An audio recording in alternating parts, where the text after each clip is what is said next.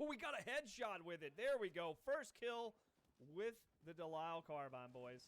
Hey, what's going on, scholars? It's your professor here, Enlightened Enlisted, and today we're going to be looking at the Lisle Carbine. Is it worth your gold weapon order, or have you already bought it and don't know how to use it in the game? Well, we're going to answer all those questions here in today's video. As always, if you haven't subscribed to this channel and you like today's content, please consider doing so. It helps me out a lot, and I really appreciate it. So the Lisle Carbine is probably the most unique weapon you can get in this Battle Pass season. It is also one of two bolt-action suppressed weapons in the game thus far. Access to this weapon is for the allies in Tunisia, as it is a suppressed Lee Enfield. Now, it has a really low muzzle velocity because it is shooting the 45 ACP pistol caliber, so you're going to have to lean the shot a lot. It does have a decent damage model at 7.8 at 10 meters, but you're not going to be winning any gunfights at that range, I promise you that much. What it lacks in muzzle velocity and damage, it makes up in rate of fire, basically doubling the rate of fire for the Smelly. Accuracy, as I said before, is a whole nother issue, because while the sights are easy enough, I found myself shooting way high. You actually have to aim center mass in order just to get a headshot, and then just to hit the upper middle chest, you have to aim really low at the groin. Now, the coolest feature of this rifle has to be one of its biggest downfalls, as the suppressor takes up a huge field of view, so I find it really hard to go from one target to the next or track a moving target. But with that huge suppressor comes absolutely no sound out of the weapon, and it makes it super satisfying to use it and click those heads. Even though sound suppression does absolutely nothing in this game, I think the skill-based ceiling of this rifle makes it appealing to the player base. If you do decide to buy this weapon, or if you already have it, you need to be very passive with it. Find some verticality or a position that allows you to have advantage behind cover. As stated before, aim lower than you're used to in order to hit the upper body for maximum damage. If the target is moving, you need to lead by a country mile basically to hit it. Hip firing is not recommended, as if you miss a shot, it is ultimately your doom. Perk-wise, to get the most out of this weapon, I would suggest the bolt action cycle speed, vitality obviously, or holding your breath while aiming are always good ways to keep this guy going. I would also suggest giving this guy a different pistol, like maybe the 1911 or something, because if you do miss your first shot up close, you're going to want to switch to that very quickly and start putting rounds down range. Compared to the other weapon unlocks for this battle pass, it is super hard for me to suggest this for the average player. If you're looking for a competitive edge, this weapon is not for you. But if you're that player that likes a hard challenge, a meme killer, and where the skill ceiling is so high that you can shit on other players on Reddit with game clip after game clip, then this weapon is totally for you. If I was rating her effectiveness, I would give her a solid 3, but if I was going to rate her cool factor, I'm giving her a solid 11. Swift, silent, and deadly. Do you think you can take this weapon and lead your team to victory, or is the skill ceiling just too hard for you to reach? Let me know down in the comments below. And while you're down there, be sure to hit that like and subscribe button. And if you want to see me dominate kids with this weapon, go ahead and check out my Twitch channel, also down in the comments below. Until next time, scholars, hit those books and hit those bottles.